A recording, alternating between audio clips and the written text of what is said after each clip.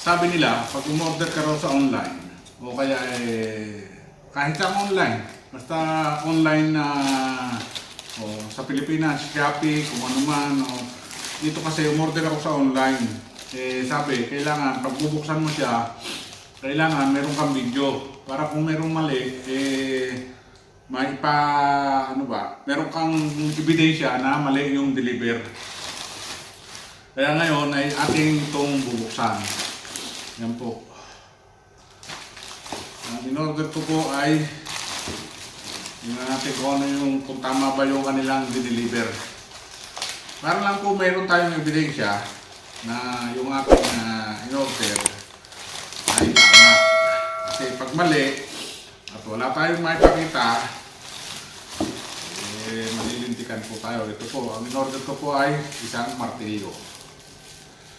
Tingnan po natin ang martilyo. Meron po ritong gunting.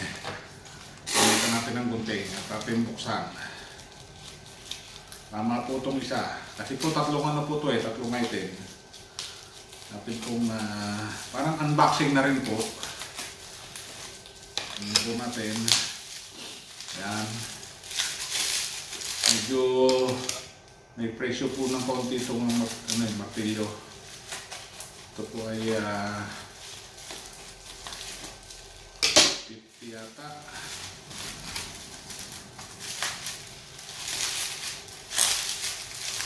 Maganda kasi naman siguro kasi may presyo siya. Hindi naman siya naman pamababa. Kasi meron na mga bibili ng mga mura lang.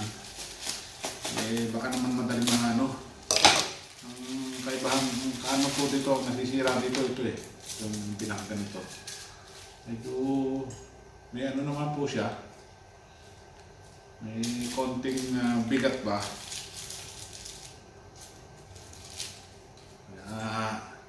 Okay naman. Tanggalin natin ng plastic pa. Yan, kulay itim po siya. Ang tatak po niya ay GTEC. Yan.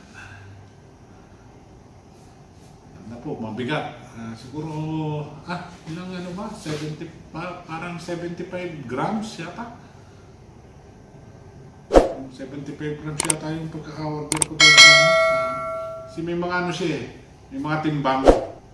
Merong parang 25 grams, 50 grams.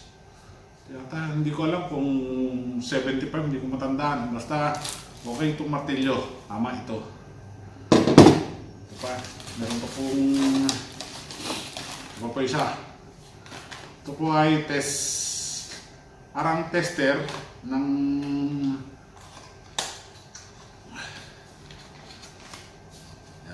yan po ang itsura niya. Maliit po ito na tester. Yan po ang itsura niya. Yan lang parang talaga sobrang liit Meron din po itong test hindi ko lang po alam kung ito ay may battery ng kasama. Siya po ay chargeable. Pwede natin siyang i-charge kasi may pan-charge. Tingnan po natin kung paano ito ginagamit. Yan. Umilaw na po. Ito po ay pwedeng ipang-check sa mga outlet. Auto. Medyo hindi ko pa po alam kung paano gamitin ito. Pag-aaralan po muna natin. Siguro sa mga ibang video ay pwede ko itong ganito po ang itsura niya. Ito po ay pwedeng pan-check ng wire. Halimbawa kung yung wire ay may power o walang power. Yan po. Meron po rin kasama ganito. Kung gusto nyo gamitan ng marami po itong function. Isa-isahin ko po sa inyo pagka yung ako'y sa ibang video. Nakita ko lang po sa inyo kung paano siya i-unbox. Pinatay ko na muna po ulit at babalik na natin sa plastic. Tama naman po itong aking order. Ito po isa tama naman. Ito po ay ang pangalan po ng in-orderan ko ay kailangan po pang sabihin ko yung in-orderan ko. Baka mangging advertise. Hindi, makikita niyo po to sa ano. Nakita ko lang po to sa Facebook. Sinubukan ko pong orderan. Okay naman po. Ito, naka-plastic naman po. Ay, may charger. Ito po yung charger. Para pong cellphone, pan-charge ng cellphone. Type-C. Yung ganyang ano. Okay po. At kung malobat man, hindi natin i-charge. Ganda rin po yung test room niya, ang kapal. Pag po sa susunod na video ko po ito, pakita ko sa inyo. Ano mo muna pag-aaralan kasi hindi ko pa po alam kung paano gamitin to. May mga function po kasi na hindi ko pa alam. Pag gano'n na lang, pakita ko sa inyo kung paano gamitin. Okay din po yung isa. Dalawa na po. Ito po yung isa. Ito po ang sabi sa akin ay street light. Pero ganito lang siya kalaki. Okay lang. Chargeable. Ano po to? Yung solar.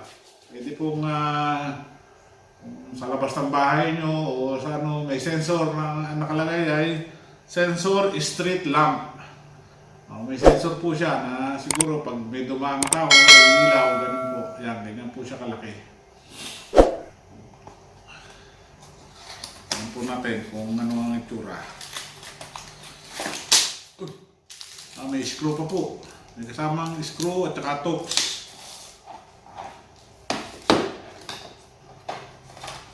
Meron pala siyang holder. Meron siyang pinaka-holder. Yan. May remote pa po. Kaya lang, talaga ang cute. Sobrang cute niya. Ganyan ito. Kakala ko may wire na pwede nyo siyang ilagay sa labas. Yung pinakaano niya pa, yung pinakaano nyo ba, ilagay sa labas. Yung pinaka, ano ba niya, ito ba, anong tawag, nakalimutan ko, yung pinaka, para mag-charge. Hindi pala, iba pala siya, ano lang siya, built-in na yung kanyang pan-charge. Kaya hindi nyo siya, pwede siguro, bibili nyo muna sa init, tapos ipasok nyo lang sa loob ng bahay.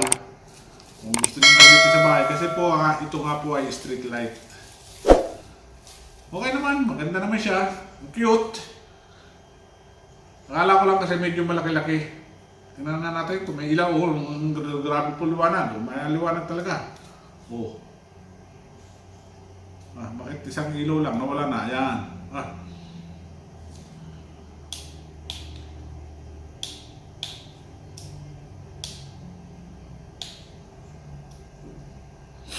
Ano lang po.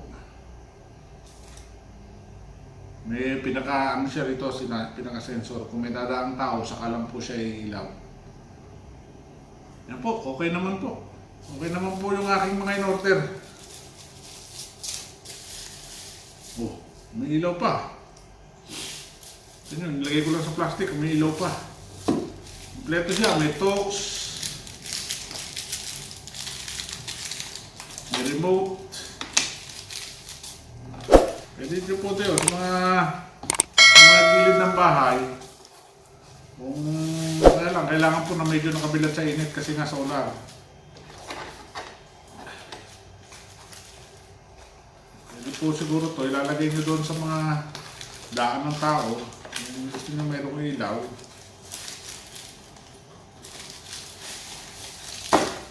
Balik na po natin sa loob.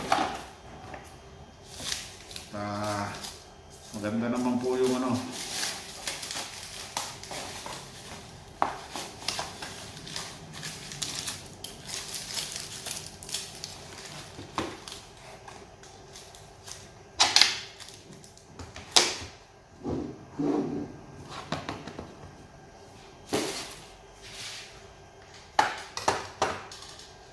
Yan po, okay naman po yung ating na-order.